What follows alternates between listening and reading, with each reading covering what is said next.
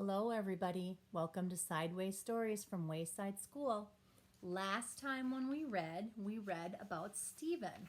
And remember, Stephen came to school dressed in his Halloween costume and no one else did? And all the kids were teasing him, but a Halloween ghost appeared in their classroom. And Stephen gave that ghost a hug and saved the day and made the ghost disappear. So Stephen was kind of a hero. All right, moving on to our very last chapter of our book, chapter 30, about Lewis. And do you guys remember Lewis here? Lewis is a man, not a student. Lewis is a man who, he was the yard teacher is what they call him. So basically he watches the kids during recess time. All right, Lewis had a red face and a mustache of many colors. He was the yard teacher at Wayside School. It was his job to see that all the children didn't have too much fun during lunch and recess. And if you haven't already guessed, he is the one who wrote this book. Oh, look at that. On June 10th, there was a blizzard. Lewis was afraid that the children would have too much fun, so nobody was allowed outside. "Class," said Mrs. Jewell, "after you finish your lunch today, come back up to the classroom. You are not allowed outside." The children all went to the lunchroom. Miss Mush had made tuna surprise. They looked at it. They hurried back up the stairs. There was nothing to do. "Now, class," said Mrs. Jewell, "I know that you are all bored, but I have a special surprise for you." "I hope it's better than the tuna surprise," said Moesha. Mrs. Jewell continued, "Lewis is going to come up and entertain us. He will tell us a story. Now I want you all to be on your best behavior." When Lewis walked in, all the children booed. "Are you going to tell us a story?" said Bibi. "Yes," said Lewis. "Well, it better be good," Bibi warned. "It better be better than the tuna surprise." "I thought the tuna surprise was good," said Lewis. "You'd eat dirt if they put enough ketchup on it," said Mac. "Hey, everybody, be quiet," said Todd. "Let him tell the story." "Not too loud, Lewis," said Sherry. "I'm trying to get some sleep."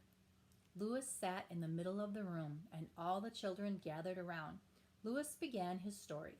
"This is a story about a school, very much like this one. But before we get started, there is something you ought to know so that you don't get confused. In this school, every classroom is on the same story." "Which one?" "The 18th, said Jenny. "No," said Lewis. "There are only one, all on the ground. The story is only one story high." Or the school is only one story high. "Not much of a school," laughed Damien.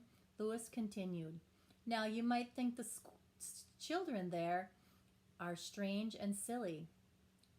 That is probably true. However, when I told them stories about you, they thought that you were strange and silly." "Us?" the children answered. "How are we strange? I'm normal," said Stephen.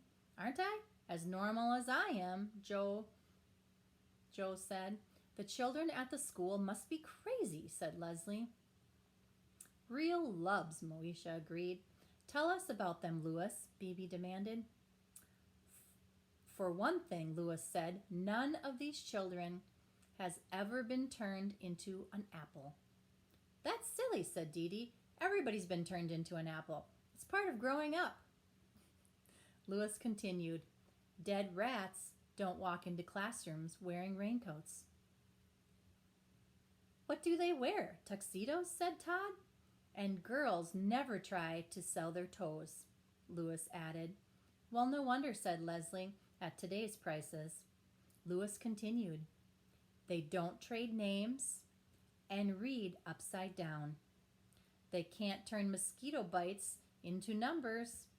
They don't count the hairs on their head, the walls don't laugh, and 2 plus 2 always equals 4. How terrible, said Damien. That's not the worst of it, said Louis. They have never tasted Moesha-flavored ice cream. A hush fell over the classroom. Mrs. Jewls, I'm scared, said Allison.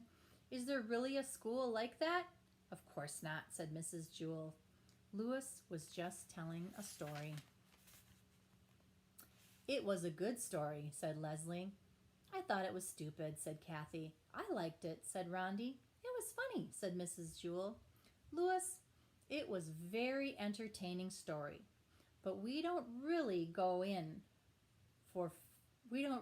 for fairy tales here. I'm trying to teach my class the truth. That is all right, said Louis.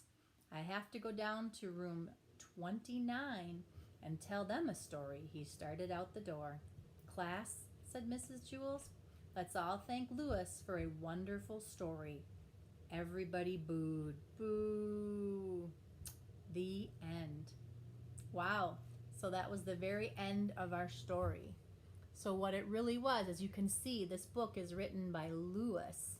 So Louis, the last chapter, is the author of this book. And every chapter is kind of a silly story. So it's not a real school, and it's not real characters. It's just a silly school.